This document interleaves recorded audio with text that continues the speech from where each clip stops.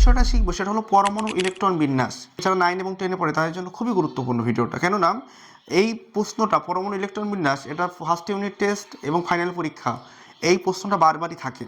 আমরা পরমাণু ইলেকট্রন বিন্যাস এই সম্পর্কে আজকে জানার চেষ্টা করবো এবং খুব সুন্দরভাবে সহজভাবে শিখবো এবং কোন কোন কোশ্চেনগুলো খুবই বারবার দেয় সেই কোশ্চেনগুলো নিয়ে আমরা আজকে জানার চেষ্টা করব।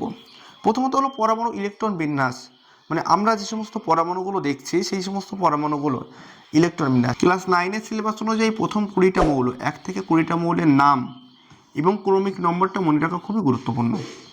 1 থেকে 20টা মৌলের নাম এবং ক্রমিক নাম্বার, যেমন হাইড্রোজেন থেকে শুরু করে নিয়ে ক্যালসিয়াম পর্যন্ত এই 20টা মৌলের নাম এবং সিরিয়াল নম্বর জানাটা খুবই দরকার।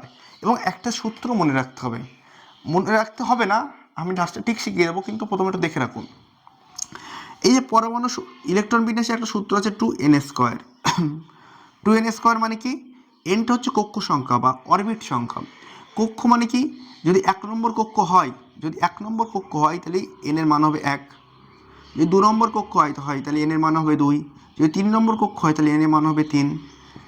তাহলে এখানে কত হচ্ছে? 1 1 কে 1, 2 1 কে 2, 2 2 4, 4 2 8, 3 3 কে 9, 9 2 18।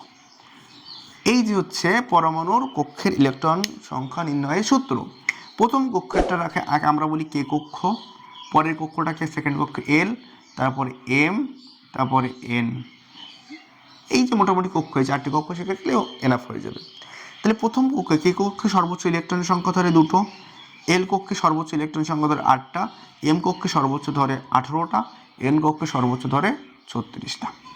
এটা মনে রাখবে।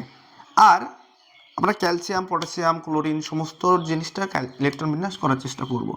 আমরা প্রথমে দেখি এনে সোডিয়াম। সোডিয়ামের সর্বশেষ সোডিয়ামের ইলেকট্রন বিন্যাস হচ্ছে 11। তাহলে এর প্রথম কক্ষে ইলেকট্রন সংখ্যা ধরবে কটা? 2টো। সর্বোচ্চ প্রথম কক্ষে ইলেকট্রন কটা ধরে? 2টো।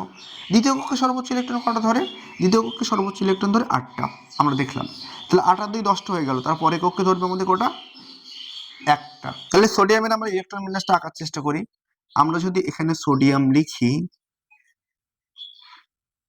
সোডিয়ামের প্রথম কক্ষে আমরা সর্বোচ্চ ইলেকট্রন 1টা হবে, কক্ষ হবে 2টো, কক্ষ হবে 3টে। এই হচ্ছে সোডিয়াম। তাহলে প্রথম কক্ষে আমরা ইলেকট্রন দেবো কটা? 2টো। তারপরে কক্ষে আমরা দেবো কটা?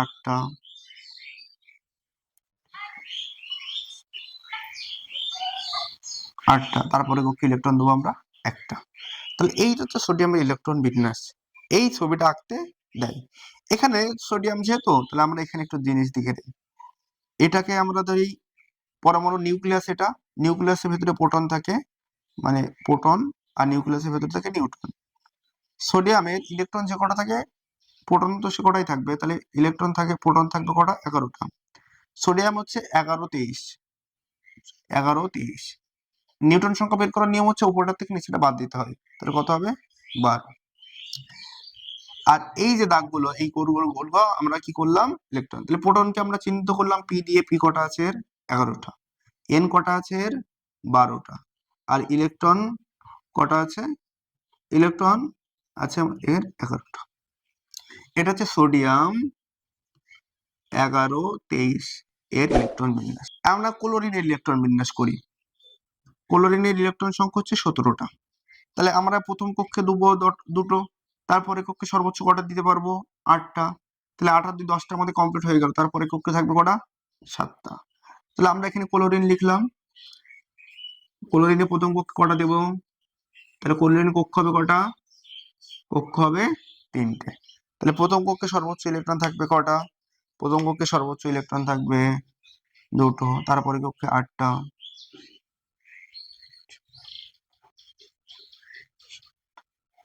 তারপরে কক্ষে থাকবে কটা? 7টা। 1 2 3 4 5 6 7। এইটা হচ্ছে ক্লোরিনের ইলেকট্রন বিন্যাস। এইভাবে ইলেকট্রন বিন্যাস গুলো করতে হয়। এইভাবে ইলেকট্রন বিন্যাস করলে এখান থেকে পরীক্ষায় মাস্ট অঙ্ক থাকবেই। এবং সব থেকে ইম্পর্টেন্ট জিনিস, গুরুত্বপূর্ণ জিনিস যেটা, এই ইলেকট্রন বিন্যাস তোমাদের আঁকতে দেবেই পরীক্ষায়। আচ্ছা, আর একটা মজার একটা জিনিস শিখিয়ে রাখি। পটাশিয়াম আর ক্যালসিয়াম এই ইলেকট্রন বিন্যাসের ক্ষেত্রে একটা সমস্যা তোমাদের হবে। এর ইলেকট্রন সংখ্যা হচ্ছে 19টা, এর হচ্ছে 20টা।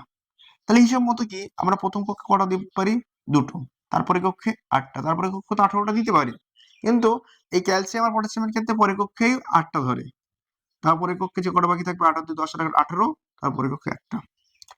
ক্যালসিয়ামের দেখি ক্যালসিয়ামের ক্ষেত্রে কি হচ্ছে, প্রথম কক্ষে 2টো, তারপরে কক্ষে 2টো, তারপরে কক্ষে 8টা, তারপরে কক্ষে 2টো। এইভাবে ইলেকট্রন বিন্যাস তোমরা বাড়িতে প্র্যাকটিস করবে। ক্যালসিয়াম আর পটাশিয়ামটা শিখিয়ে দিলাম। খুব ইম্পর্টেন্ট এই দুটো, ভালো ইম্পর্টেন্ট আছে। এই চারটের মধ্যে যে কোনো একটা বারবারই পরীক্ষায় দেয়। এছাড়াও তোমরা বাড়িতে ম্যাগনেসিয়াম, তারপরে অ্যালুমিনিয়াম, এইগুলো ভালো করে প্র্যাকটিস করবে এবং প্র্যাকটিস করে আমাদেরকে পাঠাবে। আর তোমাদের সাথে সাথে আরেকটা কোশ্চেন আমি শর্ট করে বলে দিই, যে কোশ্চেনটা পরীক্ষায় আসে। কি কোশ্চেন? প্রশ্নটা হলো আয়নাইজেশন শক্তি কাকে বলে? আয়নাইজেশন শক্তি হলো যে কোনো মৌলের বহিঃস্থকক্ষে থাকা ইলেকট্রনকে বার করতে যে সর্বনিম্ন শক্তি লাগে। এ তো এমনি এমনি বার হবে না, একে আমরা বার করব। বার করতে গিয়ে সর্বনিম্ন যে পরিমাণ শক্তি দেবো তাকে আমরা বলবো আয়নাইজেশন শক্তি। আয়নাইজেশন শক্তি কাকে বলে? কোনো মৌলের শেষ কক্ষে থাকা ইলেকট্রনকে বার করতে সর্বনিম্ন যে পরিমাণ শক্তি লাগে তাকে আমরা বলি আয়নাইজেশন শক্তি। আর একটা কোশ্চেন দেয় পরীক্ষা, তড়িৎ ঋণাত্মকতা। কোনো মৌল যদি পরস্পরকে সমযোজী বন্ধন দ্বারা আকর্ষণ হয়, সমযোজী বন্ধন দ্বারা আবদ্ধ থাকে, তাহলে ওই যে সমযোজী বন্ধনের ইলেকট্রনকে নিচের দিকে আকর্ষণ করার প্রবণতাকে আমরা বলি তড়িৎ ঋণাত্মকতা। এই যে তড়িৎ ঋণাত্মকতা, আয়নাইজেশন শক্তি, এবং এটা চ্যালেঞ্জ করে বলতে পারি মাধ্যমিক তোমাদের ক্লাস 9-এর বোর্ড পরীক্ষায় এখান থেকে কোশ্চেন থাকবেই থাকবে, মাস্ট কোশ্চেন থাকবে, মিলিয়ে নিও। আর এই জিনিসটা একটু ভালো করে প্র্যাকটিস করবে। ভালো করে প্র্যাকটিস করলে এখান থেকে নাম্বার না হলেও 4 থেকে 5 নাম্বার পেয়ে যাবে, এই একটা ভিডিও থেকে 4 থেকে 5 নম্বর। ঠিক আছে? তোমাদের যদি আর কোনো জায়গায় ডাউট থাকে অবশ্যই বলবে।